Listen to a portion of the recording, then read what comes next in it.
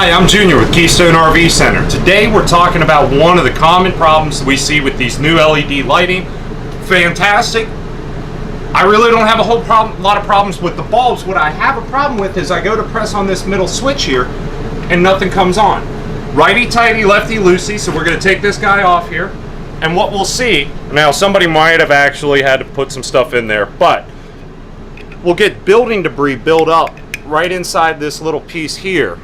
You'll see maybe where it pokes out. So if we just tap on it, don't knock it right onto mom's floor. Okay, we haven't detailed this one yet, so it's okay. And I always routinely just turn it on and off, make sure that it's not that. Throw this, catch that. Mark, did you catch that on camera? I caught it. Place it up here, rotate to the left initially till this light seats flush.